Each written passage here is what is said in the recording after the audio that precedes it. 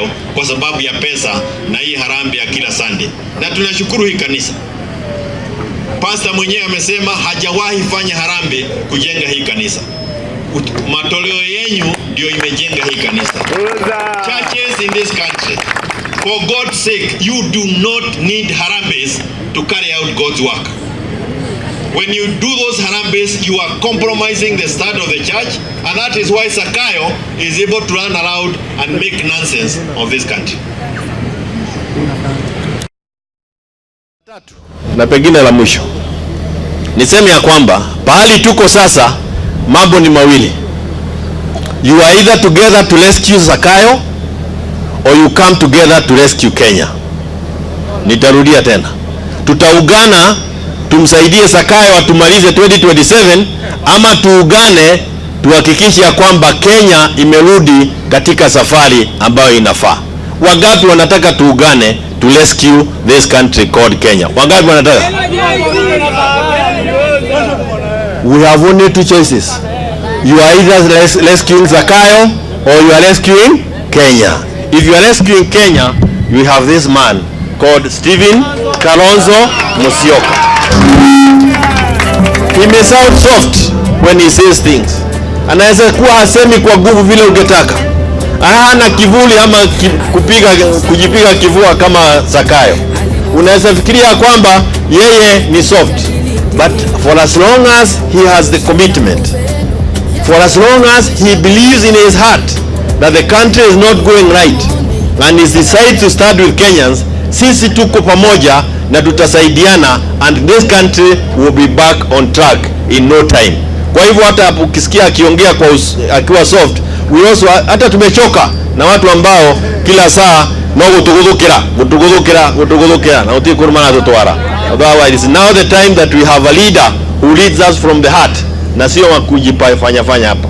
Kwa hivyo tuko hapa sisi na tutatembea Kenya mzima tukiwa tumeongozwa na Stephen Kalonzo Musyoka, na ni vizuri tumuunge mkono for the sake of this country. God bless you as you listen to him, na upokee salamu ya Mheshimiwa Uhuru Muigai Kenyatta. Wakati wanapokea salamu yako, ukituona hapa tunaelewa pahali tunaenda. Stephen Kalonzo Musyoka. Thank you. Shikilia tu. Ngoja nipite hapa kwanza. Okay.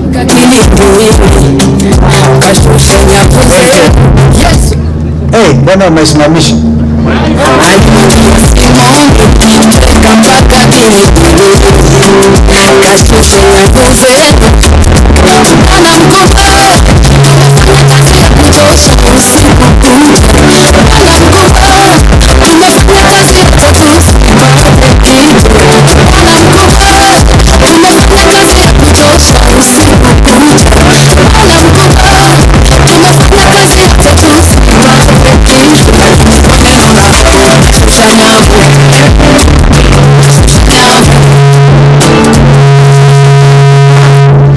Asante. Tunashusha nyavu. Bwana Yesu asifiwe. Mheshimiwa ndugu Kioni, itafika wakati tupasue sauti vilivyo. Sasa hivi ni vile tu tunaangalia, lakini tunahisi tukisonga mbele Wakenya wenye roho safi wataungana. Hata wale wako kule kwa Nyandarua House tunawasalimieni, Nyandarua House Arcade na wale wengine.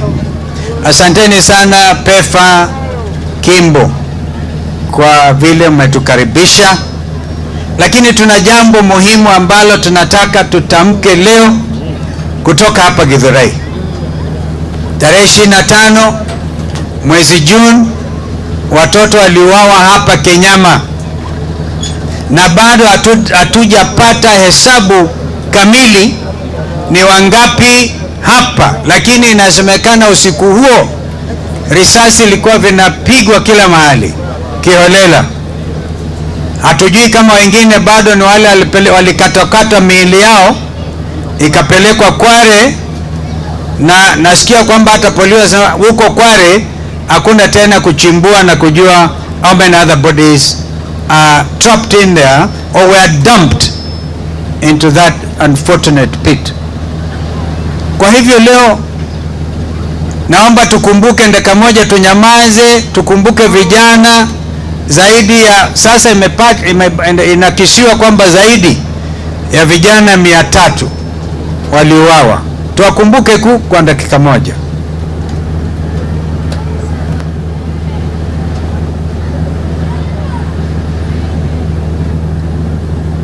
Kwa hivyo wakaaji wa Githurai, Nairobi, Kiambu, poleni. Lakini tukisema pole, lazima pia pole zetu ziandamane na hatua kambambe, hatua ambazo zitahakikisha hakuna hali ya kuuawa kama wanyama pori. Hata wanyama pori wanapatiwa, hawawindi namna hiyo. Tuko na wazee wengine kutoka upande wa Nyamira na Kisiwa kwa pale, mzee Nyambane, msichana atoka Bosibori, Ongera, wanatoka upande wa Nairobi hao, kule upande wa Dagoretti. Tumekuja watu wengi, wengine hatuwezi kuongea zote, lakini kwa niaba yao siku ya Jumanne, kesho si Jumatatu, Jumanne itakuwa Katiba Day.